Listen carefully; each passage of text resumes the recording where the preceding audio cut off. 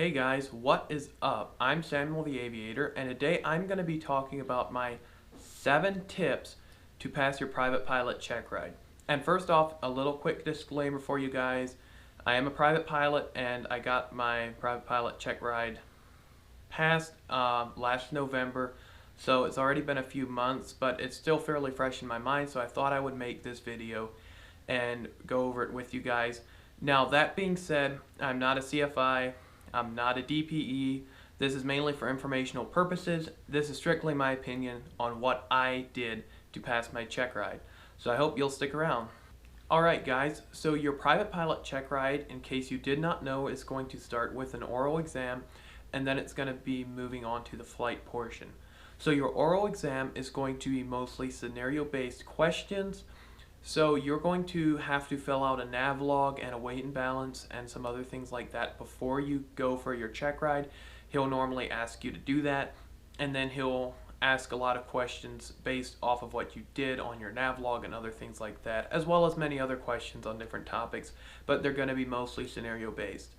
And my favorite book for preparing for my check ride was by far the Private Pilot Oral Exam Guide. This book really is going to help you. It's by far the best book that I've read. Now, it's basically just questions and answers from real check rides that they've gathered, and they just put them in the book. So read through that all and read the questions and answers. I went over mine with my CFI, and anything that we didn't know, I just marked and went and reviewed them later.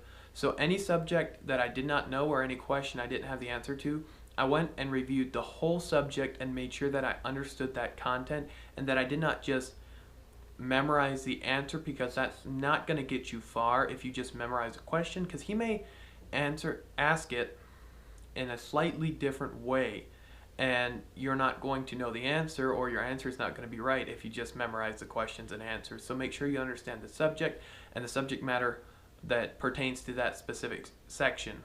Alright, moving on to tip number 2 is going to be your nav log. You want your nav log to be filled out and very professional.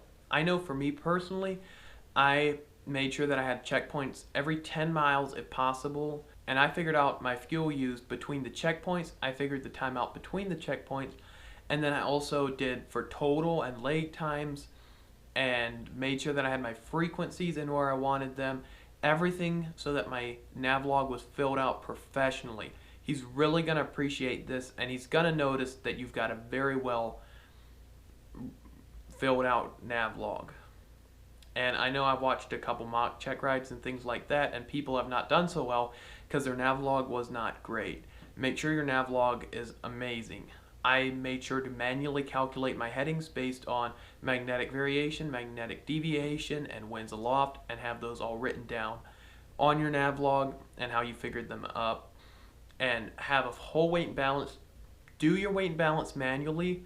That's something I recommend, because it shows the DPE you know how to do it manually. If you just show up with your iPad and say, hey, I did my weight and balance, on my iPad here, he might ask you to do it manually in front of him, and then you've got the stress of him watching and trying to do that.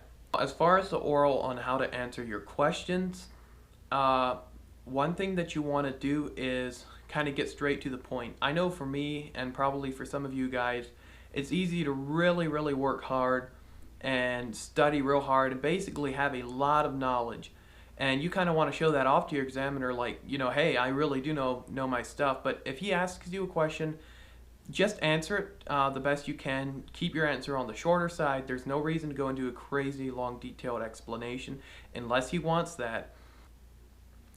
The reason why is if you get a part of your answer wrong, in your big long explanation trying to show off your knowledge, he's going to pick up on that, and he's going to ask you more questions based on the portion you got wrong.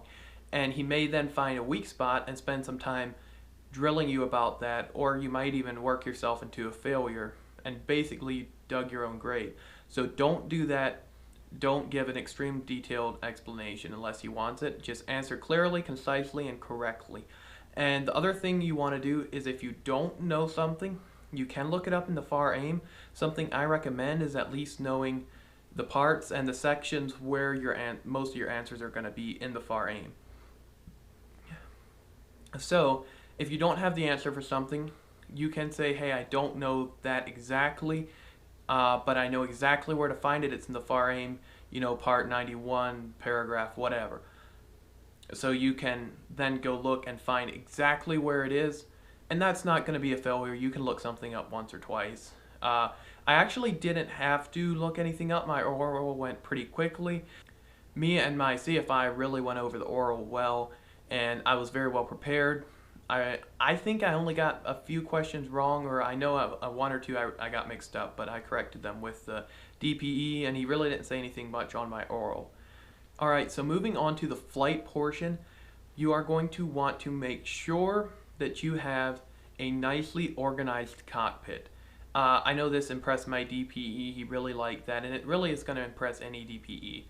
I did not use an electronic flight bag like an iPad or something like that. I actually still did everything with paper charts. That's the way my CFI taught me, and I still do that quite a bit, although I have moved on to the iPad a lot more in recent time. But something that I think any examiner is going to appreciate is if you've got your knee board and you've got a blank piece of paper for writing down any instructions from ATC or your ATIS or AWAS, anything like that, and then have your nav log maybe on top of that, and then you're going to want your sectional chart folded on top of that with the pertinent side up and clip to your knee board, and then all you need to do is flip from your sectional. If you need to go write something down, you can just flip those two up and write on your sectional or your nav log or anything like that. So that's super easy to do. Another thing is just make sure that the cockpit is not cluttered. There's nothing rolling around. You don't want the DPE to try and be, getting in and there's water bottles on the floor or anything like that. You want it clean. I would almost recommend washing and cleaning the interior of your plane and the exterior if it's your own plane. And that's just going to put them in a better mood to have a clean, well cared for plane. I know the flight school that I went to, they cleaned the plane up before I took my check ride, which I appreciated. So it looked really good. And bonus, they made a pot of coffee. It was in the morning, and so we got to give the DPE some coffee to get him in a good mood to start the day. So that's something maybe to consider, just little things that are going to get him in a good mood. Speaking of little things, the fifth thing on my list is don't forget the little things. It's real easy to forget to brake check when you start the engine, start your taxi, check the brakes. It's super easy not to clear the final when you're ready to take off, turn on the runway, you forget to clear final. It's easy to forget clearing turns, anything like that. Don't forget your checklist. Try real hard to focus on the little things, keeping the nose wheel right on the center line when you're taxiing, landing on center line when you're landing and taking off. Just those little things, and those will more showcase your raw skill as a pilot. If you can track the center line real well when you're landing and taking off, things like that, they're going to really help out. And the sixth thing is, don't stress about your mistakes. I know a lot of people from videos I watched or anything like that said, you're going to make probably one big mistake and then you're going to make, a few little mistakes. And I kind of thought that's probably not true. I really practiced hard in the last couple weeks before my check ride. I flew a lot. I practiced my landings and takeoffs. I practiced my maneuvers. I practiced everything that I could. And I thought I was going to do really, really well. And I did do very well on my check ride, I think, but there were a couple mistakes I made. And the first one was steep turns. My steep turns were not as good as I wanted them to be. They weren't failing, but they weren't great. And that was the first thing I kind of didn't do as well. And then on stalls, we were doing slow flight before we did some stalls. We did some climbs and we did some turns, and slow flight was going well. And then he wanted to do a couple power off stalls. So I did a power off stall, and the recovery was great, everything was great, except I went back into slow flight, and looking back at it now, he did say to recover to normal cruise. So I recovered, but I went into slow flight, and I know he mentioned after I recovered from the stall that our airspeed was pretty slow. And I was like, yeah, well, our flaps are down, it's not going to go too fast. And he was like, well, I wanted you to recover from normal cruise. And it took a few seconds till that sunk in. I'm like, oh, okay. So then I put the plane into normal cruise. Uh, there was that. My takeoffs were good. My landings were not very good. I didn't think. My short field, they were good. My short field was right on where it was supposed to be. My engine out, I was a lot higher on than I would have liked to. We did an engine out 180 back to the runway, and so I just slipped the aircraft onto the runway, and I got down, and that wasn't too bad. But the bottom line is my landings weren't as good as they could be. They were a little hard, and I used a 172 for my Checkride, and those are actually fairly difficult to land real well. So yeah, my landings weren't great. So I did make a couple small mistakes. I made a big mistake, and I think that's really going to happen for most people. Don't stress it. If he doesn't say you failed, you probably haven't failed yet. Just try and, do better on your other maneuvers. Just do the best you can and realize, he expects a mistake to be made here, a mistake to be made there.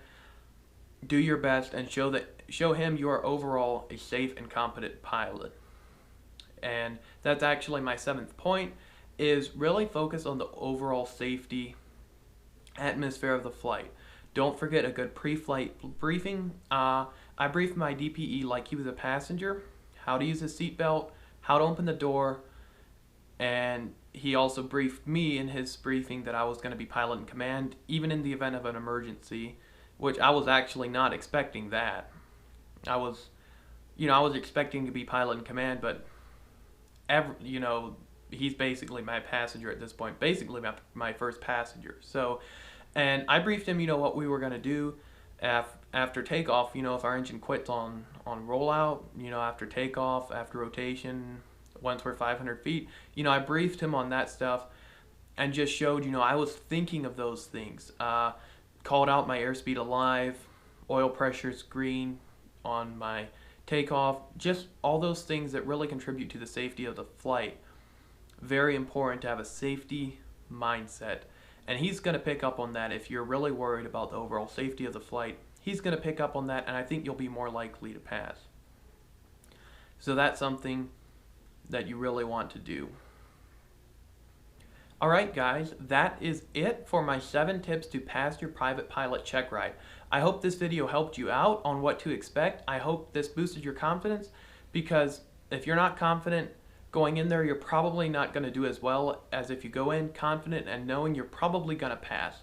So I really hope this video helped you out. If you're new here, my name is Samuel the Aviator. I cover all things aviation, so I do some of these type of videos, and I also post some flight vlogs and things like that. So if you want to, feel free to smash the like button if you enjoyed the video. Feel free to subscribe to my channel and ring the bell beside that, and you'll get notified every time I post a new video. Feel free to drop a comment down below if you enjoy these videos or have a comment on it, or if you'd rather some more flight vlogs, please drop a comment. I'll respond, and I'll try to upload more of what you suggest. That's all I have. I'm Samuel the Aviator, signing off for now.